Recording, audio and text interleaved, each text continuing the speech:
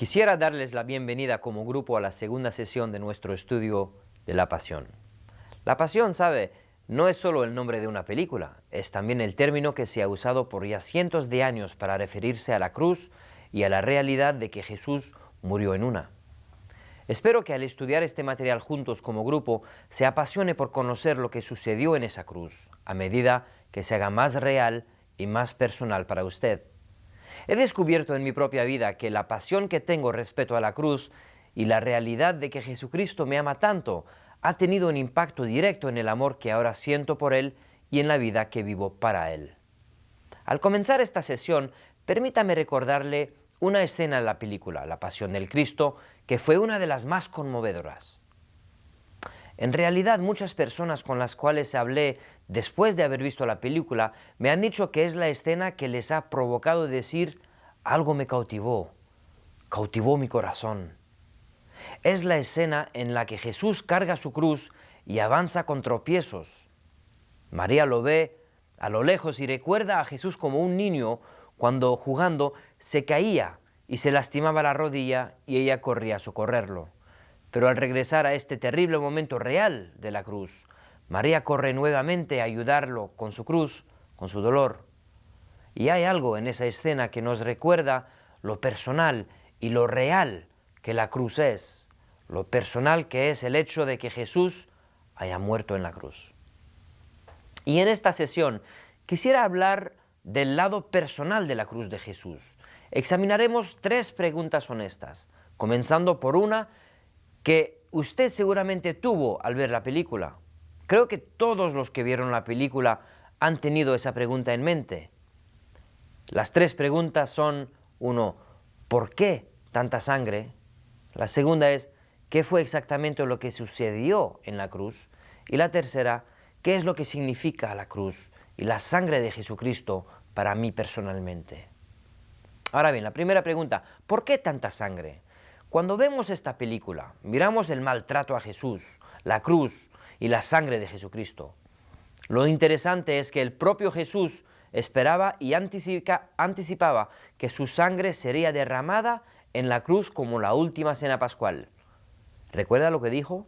En el Evangelio según Lucas, capítulo 22, versículo 20, Jesús dijo: esta copa, mientras sostenía la copa que iban a beber, es el nuevo pacto en mi sangre, que por muchos es derramada. Él sabía que su sangre sería derramada. En la película escuchamos a un hombre en el juicio contra Jesús acusándolo con una afirmación que Jesús hiciera días antes. Fue algo que él realmente dijo, pero que nadie comprendió. Tal vez tampoco usted la comprenda.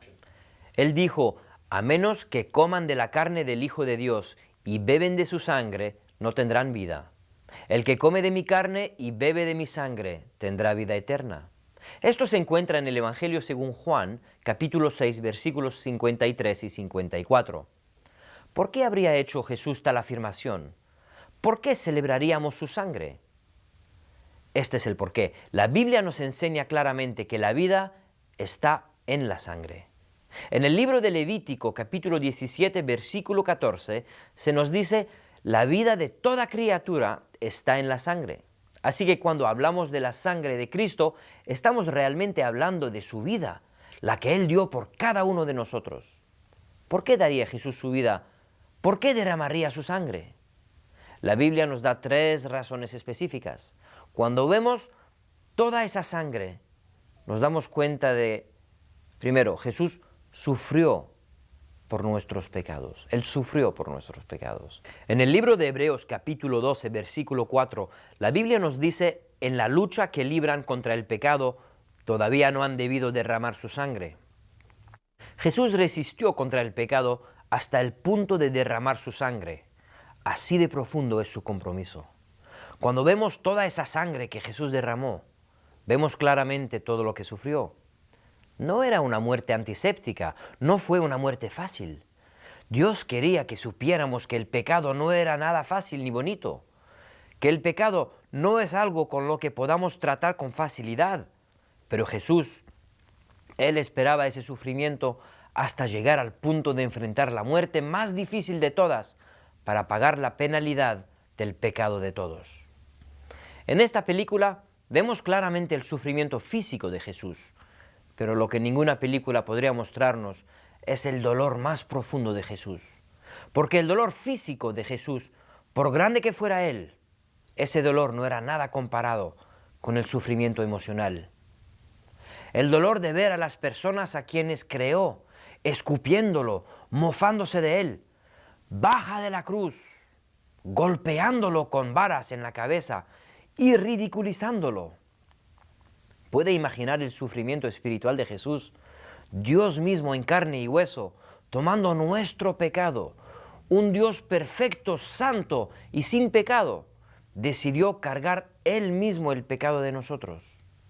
Es precisamente cuando Jesús clama, Eloi, Eloi, lama sabactane, que significa en arameo, Dios mío, ¿por qué me has abandonado?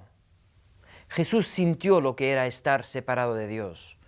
Dios en su pureza no es capaz de ver el pecado y por eso es que Jesús sintió que Dios lo había de alguna forma abandonado. Porque al morir, Jesús se hizo cargo de todo pecado humano, pecado pasado, presente y futuro, y así dándonos a nosotros, que creemos en este sacrificio, la vida eterna y el perdón del pecado. Pero tenemos que creer en el corazón y confesar el pecado con la boca, porque si no lo hacemos, seremos eternamente separados de Dios. No puedo imaginar el sufrimiento que experimentó Jesús este momento. Jesús murió por nuestros pecados y sufrió la separación de Dios por unos momentos para nosotros. Hay un segundo significado de la sangre. La sangre también significa que Jesús se sacrificó por nuestros pecados. Esa sangre tenía todo que ver con el sacrificio. Y este sacrificio que hizo Jesús está constantemente representado a lo largo de toda la Biblia. Desde el comienzo del tiempo, Dios supo lo que Jesús haría en la cruz. Así que comenzó a representarlo desde el comienzo de la Biblia, esperando a lo que Jesús haría. Permítame darle un par de ejemplos de esto. En el libro de Éxodo, en el Antiguo Testamento, capítulo 12, versículo 7, Dios le dijo al pueblo que tomaran sangre y pintaran todos los dinteles de las puertas en donde se comía el Cordero Pascual. Algunos de ustedes tal vez recuerden, esta es una referencia de lo que llamamos hoy la Pascua, la Semana Santa. Cuando las plagas atacaban a Egipto, Dios les dijo a los israelitas que si ponían la sangre en las puertas de cada casa, eso sería un signo de que estaban poniendo la confianza en Dios, y eso los libraría de la muerte de los primogénitos. La sangre era una señal de confianza en Dios. Sacrificaban un animal, ponían sangre en la puerta, y ello era una señal de confianza. Esta costumbre continuó a lo largo del Antiguo Testamento. En el libro de Éxodo, capítulo 29, versículo 12, habla de los sacrificios de sangre en el templo. Dice, tomen la sangre de bueyes y pónganla en los cuernos del altar con su dedo y rocíen el resto en la base del altar. A lo largo de todo el Antiguo Testamento, estos sacrificios de animales se hacían vez tras vez como recordatorio de lo que Jesús haría en la cruz en el futuro.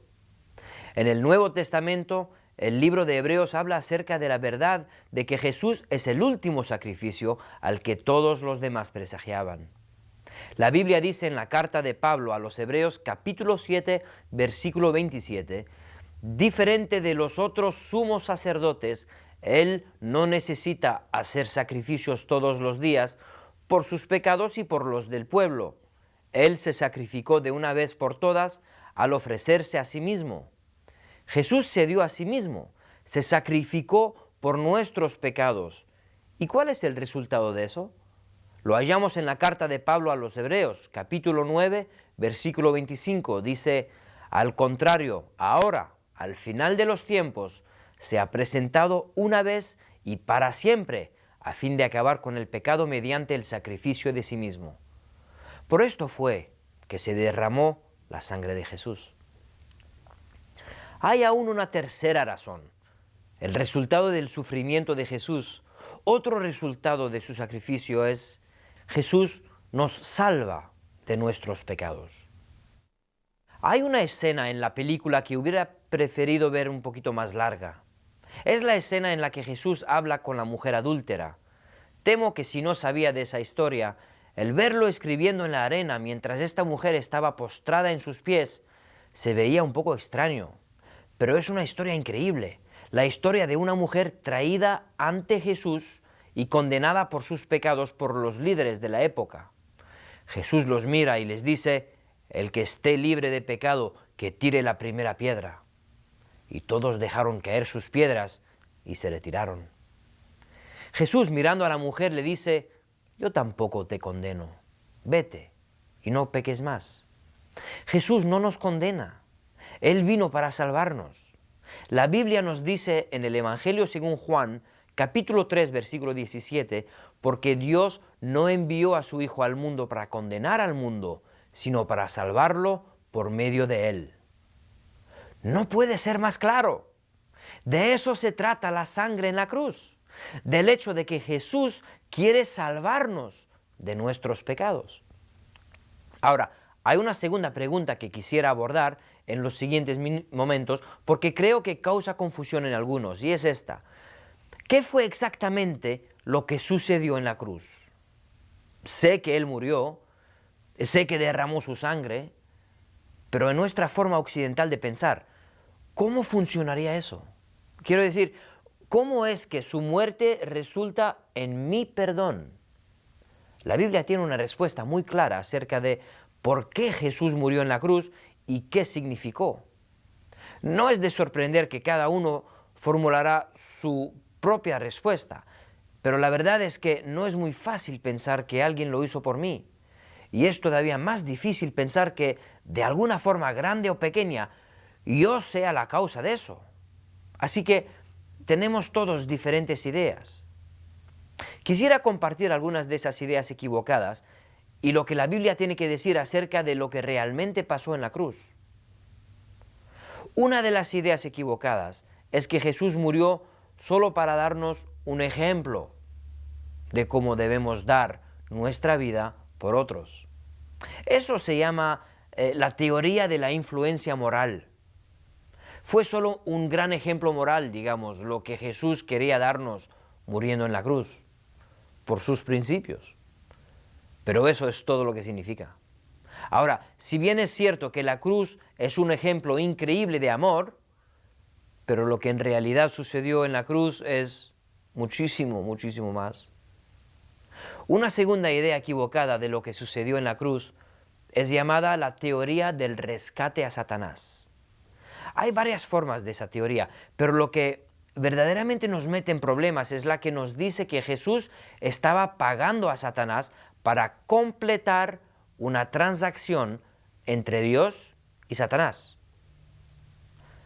Esto le da demasiado crédito a Satanás. La muerte de Jesús no era el pago a Satanás, era el sacrificio para Dios.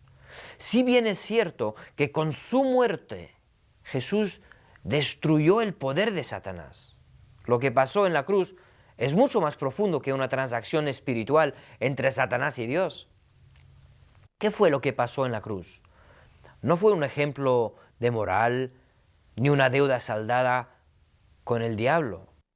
La palabra es sustitución. Jesús murió en mi lugar. Él tomó mi castigo y tomó el suyo también. Fueron mis pecados los cuales le puso en su cruz, y fueron los suyos también.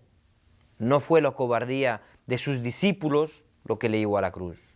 Tampoco fueron los judíos, y por último, tampoco fueron los soldados romanos los que mataron a Jesús. Dios pudo haber evitado que todo ello sucediera. La única razón por la que Él permitió que eso suceda fueron nuestros pecados. Fue mi pecado el por qué Dios permitió esto. Son nuestros pecados los que pusieron a Jesús en esa cruz. Y finalmente, una tercera pregunta para cerrar: ¿qué significa la sangre de Jesucristo para mí personalmente? Pues se lo voy a decir. significa perdón. La Biblia siempre presenta la sangre derramada por el perdón de los pecados. En la carta de Pablo a los Hebreos, en el capítulo 9, versículo 22, dice: de hecho, la ley exige que todo sea purificado con sangre, pues sin derramamiento de sangre no hay perdón. En la carta de Pablo a los Efesios, capítulo 1, versículo 7, dice: en él tenemos redención por medio de su sangre, el perdón de nuestros pecados. Ahora mismo, ahí, ustedes en su grupo, juntos, hagan esto conmigo. Tomen una gran bocanada de aire, déjanla salir y digan: gracias Dios, gracias por perdonarme, por lo que Jesús estuvo dispuesto a hacer por mí. No podríamos con nuestras buenas obras pagar por todo lo malo que hemos hecho, ni siquiera por una sola. Eso toma un sacrificio como el de Jesús en la cruz. ¿Sabe qué más significa la sangre? También significa pertenencia. En el libro de Hechos, capítulo 20, versículo 28, la Biblia dice: para pastorear la iglesia de Dios que Él adquirió con su propia sangre. Dios es ahora el dueño de nuestras vidas, el dueño de la suya y de la mía. Pagó por ella el precio más alto posible, la sangre de su propio Hijo.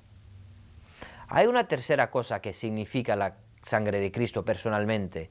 Significa relación.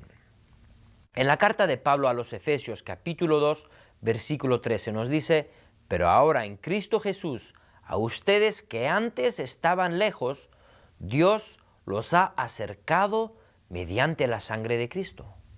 Ese sentido de separación que teníamos hacia Dios antes de conocer a Jesús era muy real. La sangre de Cristo es lo que nos acerca a Él. Significa que podemos tener una relación con Él. Significa que puedo darme cuenta que alguien me ama tanto que murió por mí. Permítame comentarle algo que me sucedió mientras veía esa película en la propiedad de nuestra iglesia. Un grupo de pastores estaba allí y todo el personal de nuestra iglesia estaba reunida en la carpa para mirar la película. En el punto en que Jesús llegaba al monte para ser crucificado, un colaborador mío llamó a uno de los pastores diciéndole: te necesitamos afuera. Salió el pastor y le dijeron: hay un hombre, un muchacho de nuestra comunidad, está aquí y tiene problemas. ¿Podría usted hablar con él? El pastor fue a encontrarlo y se dio cuenta de que era un joven bastante desesperado. Había tenido tiempos difíciles en su vida y había llegado a la oficina de la iglesia. Cuando se acercó, no halló sino un letrero que decía cerrado. Pues claro, porque todos fuimos a ver la película. ¿Se imagina cómo nos sentiríamos si justo el día en que finalmente decidimos ir a la iglesia halláramos todo cerrado? Pero él dijo: algo me arrastró dentro de la propiedad y al ver todos esos automóviles decidí pedir ayuda. Se sentaron el muchacho y el pastor y conversaron entre los árboles fuera del centro de adoración. En algún momento hablaron sobre su relación con Jesucristo y el pastor le preguntó: ¿tienes una relación con Cristo? El muchacho le miró y respondió: no, no la tengo. He venido a la iglesia por mucho tiempo ya, y he escuchado mucho al respecto, pero no creo tener una relación personal con Él. Hablaron un poco más y el pastor le preguntó: ¿quisieras tener una relación con Él? El muchacho respondió que sí. Y le dijo el pastor: bien, permíteme guiarte en una oración que comenzará una relación con Cristo. Luego le habló de la oración que hicieron, la cual decía: Jesús, quiero conocerte, quiero reconocer tu perdón y vivir contigo una relación de todos los días. Quiero que seas mi guía, quiero que seas mi líder. Mientras le hablaba acerca de la oración, notamos que aunque no podíamos ver la película desde afuera, podíamos escuchar el sonido por los parlantes. En los altavoces, en este instante, los sonidos eran los de los clavos en las manos y pies de Cristo. Entonces el pastor dio vuelta y le dijo: sabes, es muy extraño que estemos aquí afuera hablando de esto. Y estos sonidos que estamos escuchando ahora mismo son la prueba de que Dios te ama tanto que Dios dio su vida por ti. ¿Sabes?, continuó el pastor, no sé por qué tú crees que estás aquí en este día, pero lo que nosotros aquí creemos es que Dios te trajo porque quería recordarte que te ama más de lo que jamás podríamos imaginar, sin importar por lo que estés atravesando. Entonces, con lágrimas en sus ojos, oró y pidió a Jesús que entre en su vida y comenzó una relación con Cristo en ese día. De esto es de lo que se trata la cruz. De esto se trata la sangre de Cristo. De que Dios quiere una relación con nosotros. Quiere tener una relación con usted. Al leer en la Biblia lo que se dice de la sangre de Jesucristo, hay un par de afirmaciones interesantes acerca de quienes no lo conocen. Antes de Jesús ser condenado, antes de ir a la cruz, Pilato mira a la multitud y dice, bien, ¿lo condenarán? ¿Lo crucificarán? Y recuerdan lo que la gente dijo en el Evangelio según Mateo en el capítulo 27, versículo 25. Ellos gritaron, que su sangre sea sobre nosotros y nuestros hijos. Lo dijeron de una manera, pero Dios lo vio de otra. Esto es exactamente lo que Dios espera que pase. Quiere que la sangre de Cristo esté sobre nosotros, no para hacernos culpables, sino para librarnos de la culpa. En el libro de Hechos, capítulo 5, versículo 28, cuando los discípulos comenzaron a predicar del Cristo resucitado, fueron llevados por los líderes religiosos porque la ciudad había sido transformada y eso a los líderes no les gustaba. Los sacerdotes de la ciudad dijeron a los discípulos, les damos instrucciones estrictas de no predicar en ese nombre. Ya están llenando a Jerusalén de sus enseñanzas y nos hacen a nosotros culpables de su sangre. Pero esto no era lo que los discípulos pretendían hacer. Al contrario, la determinación de los discípulos de Cristo era de liberar a la gente de la culpabilidad mediante la sangre de Cristo. Y eso también es lo que Dios está determinado a hacer en sus vidas. Así que, al cerrar este tiempo juntos y al iniciar sus conversaciones en grupo, podrían hablar de estas cosas. Hablen del perdón que solo Cristo puede traer. Hablen de la pertenencia que Él quiere sobre nuestras vidas y cómo eso llena de gozo. Al hablar de la relación que todos podemos tener con Él, puede que alguien en su grupo necesite comenzarla ahora mismo. Si este es su caso, le puedo guiar en una simple oración que exprese su deseo de hacerlo. Jesús ya sufrió por usted. Él hizo el sacrificio por usted y quiere rescatarlo. Si desea que lo haga, diga esta oración conmigo en sus corazones. Jesús, perdóname por mis pecados. Creo en mi corazón que moriste por mis pecados y creo que resucitaste después del tercer día. Quiero conocerte y quiero vivir una relación contigo día a día. Quiero que seas mi pastor, quiero que seas mi líder y mi guía. En el nombre de Jesús. Amén. Si usted oró esta oración, dígaselo a los demás del grupo. El apoyo de ellos será de gran ánimo para usted. Ellos tal vez también pasaron por esto en algún día en sus vidas. Que disfruten de su tiempo en el grupo y que Dios le bendiga. Nos vemos la semana que viene.